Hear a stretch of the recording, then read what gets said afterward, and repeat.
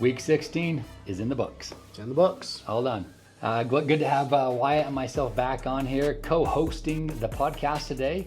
And we've got a few things we're going to run through on some Pro Score and Winner Circle, but then we're going to get into some cup stuff and some great recognition from the week.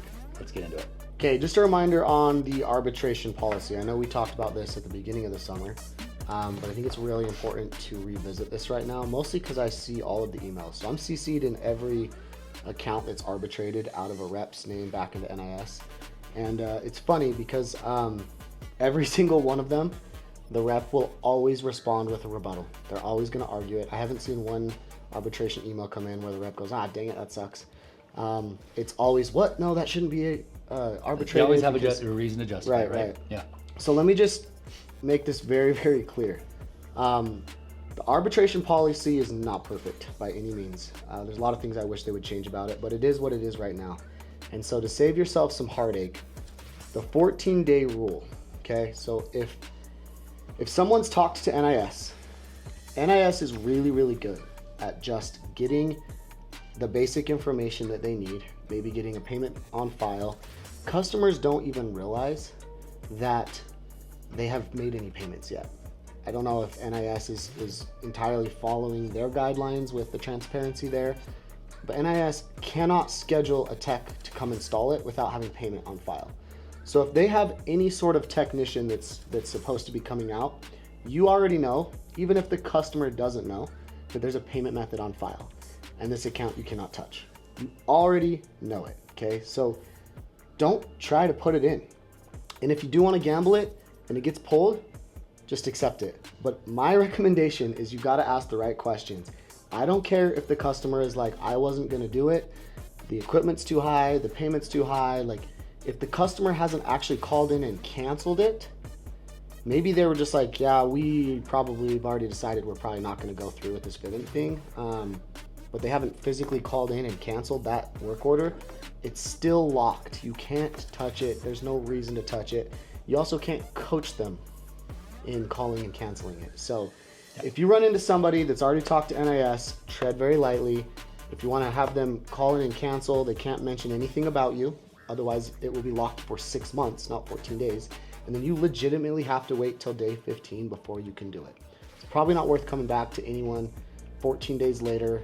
It's frustrating because we do run into customers that we absolutely are giving them a better deal, a faster service, customizing it to their needs better, and you guys want to help them. It's frustrating to watch you guys sell accounts that get pulled from you and you have no argument. Almost every one of these arbitration emails too, as I read through it, I'm like, yep, that should be arbitrated. You don't have a good argument, rep. You shouldn't have done it in the first place. So here's your reminder to just be careful with those. And if it gets pulled, it's probably gonna stay pulled. Don't do it. All right, comps and incentives. Here we go. Winner's Circle.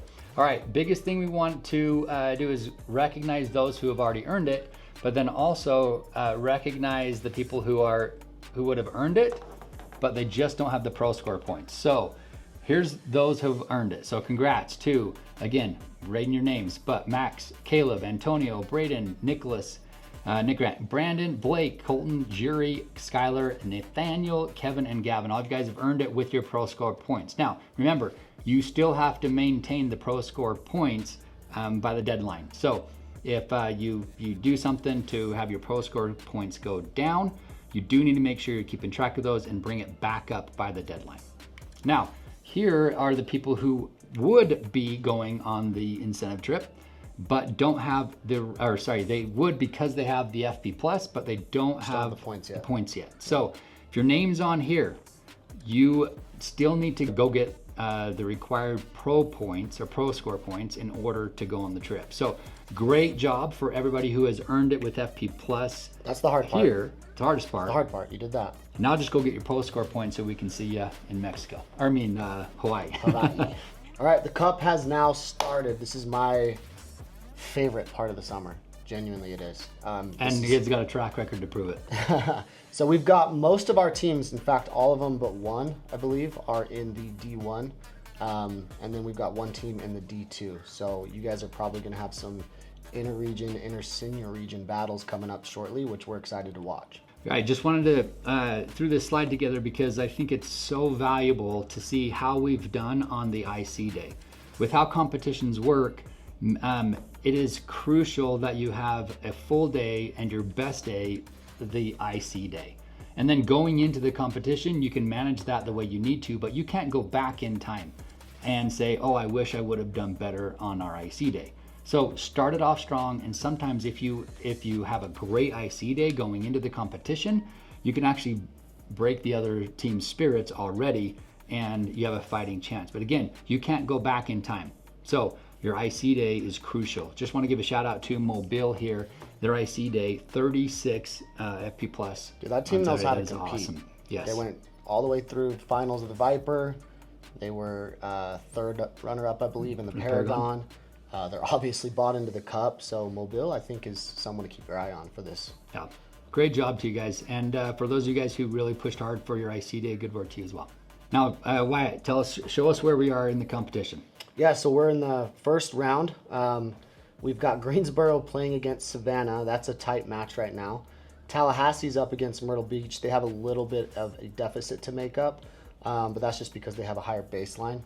So obviously you guys know you're just competing against your own baseline. You're trying to beat your average by more than the other team beats their own average. It's not a straight up of accounts, okay? So whoever wins between Tallahassee, Myrtle Beach, Savannah, and Greensboro, we're gonna have we're gonna have a little inter-senior region battle there. Savannah and Greensboro are already doing it. So Greensboro's road to the Cup is through T1P teams here. There we go. And then on the other side of the bracket, we got Mobile absolutely dominating Baton Rouge. Jackson's right there hanging with Montana. They'll probably pull ahead today. By the time you guys see this, I'm sure Jackson will be stepping on Montana's throats. Let's go. Mobile's probably got that one in the bag. So looks like Mobile and Jackson won't see each other till probably the semifinals. And then we've got in the D2 division, we've got Abilene going against Oregon. They're doing great so far. They're winning as of now. So let's keep that momentum up and let's see advance to the next bracket. Let's go, Abilene. All right, now for the Iron Streak. Here we go. Let's give it up for Mr. Cameron. Dude, Cameron had 10 days. He only needed 5, but he went the extra mile, did 10. He wanted 2 pairs of shoes. Is that how that works? He wishes. One for the left, one for the right. Still love you, Cam. There we go. Yes, that's right. Yes. And during that time, you had 15 FP plus. Dude, Cam, that is incredible. And you look freaking good in that picture, brother. Then we've got Kevin Mena with 6 days. He went above and beyond. Only needed 5, did 6, and in those 6, he got 9.1. Dude, Kevin, great work to you, brother. All right, we're going to be sending those shoes out. Kelly is going to message you, and we'll get everything right out to you. The shoes have been a hit so far, so hopefully you like them. Shout out to all those who have earned the streak incentive, rookies, sophomores, vets. I've sent out a lot of pair of shoes so far. It's been fun. Here is everybody. So great job to everybody. Looking forward to having you guys hit it still. We've got a little bit more time. Remember, the streak ends August 8th, okay? August 8th is the end date of the streak. So go get it, make it happen. All right, now for recognition, starting with our rookies last week. Let's see how we did. Coming number 10 is Josh Juarez with 5 out of Jackson. Number 9, Tyler Legendary with 5 out of Mobile. Then we've got Logan Gessner, I hope I'm saying that right, with 5.1 out of Tallahassee. Good work. Number 7, Josh Haney with 5.5 out of Greensboro. Number 6, Brandon Gray, 6.3 out of Savannah. And congrats, Brandon, you just hit 100. So your goal, you texted me the other day and said, hey, my goal is to hit 140 by extended, dude. That's a pretty solid goal as a rookie, huh? 40 counts this month. He's well on his way if he's at 100. Get it done, Brandon. All right, then we've got, coming in number 5 is Gavin Vanderven with 9 out of Jackson. Dude, having his best week. Recently. Dude. Something's clicked with Gavin recently in the last 3 weeks. Isn't that crazy how it can do that? Congrats, Gavin, that's awesome. All right, coming in number 4 is Skylar Kimberlin. Skylar, that is the wrong picture of you. My apologies. But Skylar, you had your best week at 9.2 out of Mobile. That is awesome to see you When I was out there like the other day, he was at the meeting like an hour early. He actually just recruited his brother. His brother's just been out there for a couple weeks, and they were like role playing and getting stuff ready for their Maui trip, and he was literally there in uniform studying an hour and a half before the meeting. I'm willing to say that the reason why Skylar had such a great week is he wants to make sure his brother's taken care of, huh? That's right. All right, you got to go get it done, Skylar. I like it. All right, coming in number 3 is Adam Feingold with 10 out of Savannah, hitting double digits. Your best week. Great job, Adam. Number 2, Cam Carrigan with 10 out of Mobile. Dude, Cam, great work. Best week for you as well. And our number 1 rookie on the week, let's give it up, Brandon Bowes with 12 FP Plus out of Jackson. Great work, Brandon. All right, get us our sophomores here, Wyatt. All right, top 10 sophomores. We had Jason coming in number 10 with 3 out of Savannah. Number 9, Skylar with 3 out of Mobile. Number 8, Mustafa with 3.1 out of Tallahassee. Number 7, Jacob Young with 4 out of Jackson. Number 6, Blake Hardesty with 8 out of Tallahassee. Number 5, we had Frankie with 6 out of Greensboro. Now, Frankie surveyed 11. He just didn't get all of them in, and 7 of them on Saturday. Well, no wonder they're not all going to go in. Yeah. You're You're going to back people up on Saturday. When they do as many accounts as they did on Saturday, it's hard to get them all in. But that's crazy work by you, Frankie. So 6 is a little out of context, but top 5 regardless. So great job, Frankie. Number 4, we had Colton Martin with 7.3 coming out of Greensboro. Number 3, Tanish Singaretti with 7.4 out of Tallahassee. Number 2, Matthew Mendoza with 8 out of Jackson. And our number 1 sophomore for the week, good to see you back up here at the top, Gage Sweet with 9.9 out of Greensboro. Good job, Gage.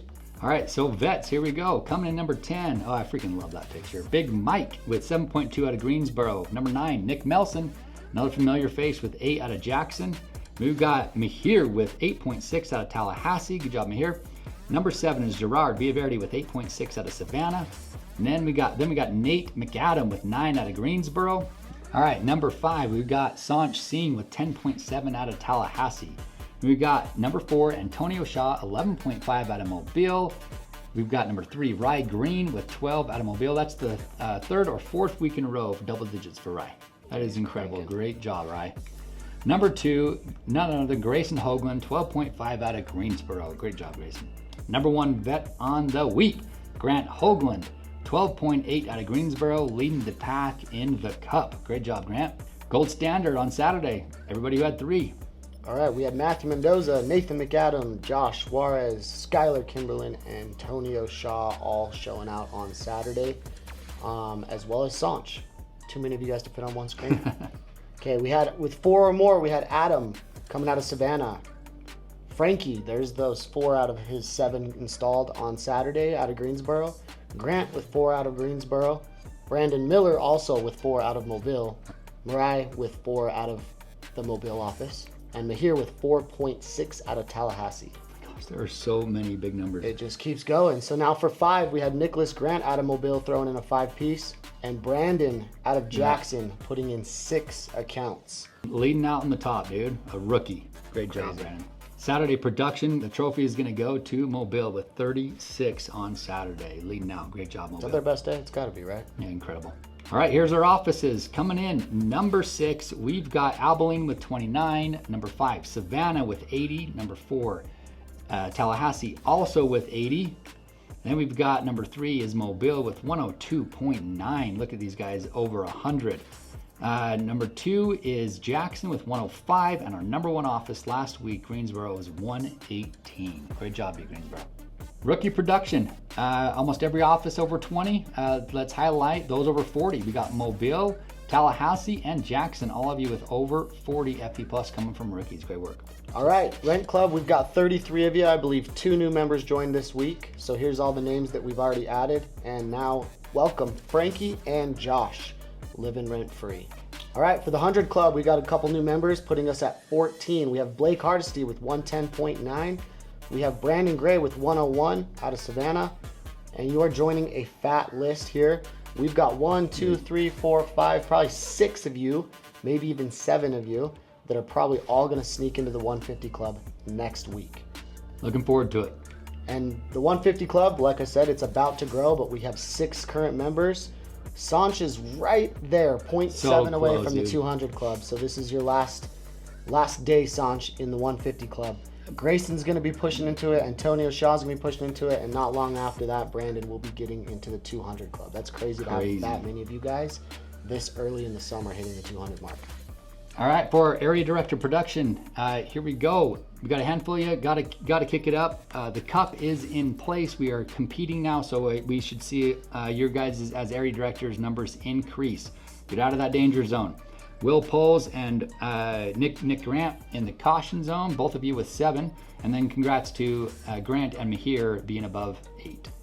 Now for entities, here we go. Top 5 management groups last week. Number 5 is Will Poles with 34. Number 4 is Nick Grant with 77. Number 3 is Mahir with 80. And then we've got number 2, Grant Hoagland with 87. And our number 1 management group last week, breaking 100, Ben Sokensange. All right, senior managements. We had Nick Grant breaking 100 with 102.9, Trent Wood with 110.1, and Lucas Duquette leading the pack with 304.7 FP+. Wyatt's Region, 407, still breaking 400. That's awesome. And Braun Thuisen with 517.8. We had a little dip. We did 560 last week, and I anticipate us increasing with Cup starting this week. Absolutely. I bet we're going to have some killer numbers from offices this week. All right, favorite part of the podcast, the T1P MVP. Who's it going to be? It is Adam Feingold. Adam is a rookie out of Savannah. He's from Stockton. He's 27 years old. Look how sharp he looks. You did 10 last week. I think you were ranked number 2 in right up there in our top rookies. You did 4 on Saturday. Wow. Incredible as a rookie. And then your prior best week to this is 5. So he goes out and has nearly 100% increase. His best week before this is 5. Now look at his week, his week, I guess, his timeline of the week and what his production was. Monday he had 1, Tuesday he had 1, and then he bagels on Wednesday. When you go into Thursday only having 2 accounts, right? That can either really, you can spiral downward, or you can do what Adam did, and he picked it up. And then on Thursday he gets 2, Friday he gets 2, and Saturday he busts out 4. Isn't that incredible? Yes. I messaged your area director, Will Poles, and he just had incredible things to say about you. A couple of things, he said, you've had a lot of struggles at the beginning, but through consistent success and your relentless work ethic, you've been able to get where you're at. Another comment from Will, he said that you've committed to improving every day with extra training and discipline. And he also said that this is proof that persistence and outworking the competition will pay off. And dude, Adam, you've done just that. So this week's MVP, you deserve 100%. Proud of you, brother. And looking forward to see you just keep on going up. All right, that's it for this week's podcast. We're going to have a lot more to go through as you guys compete in the Cup. So let's rock and roll. Peace.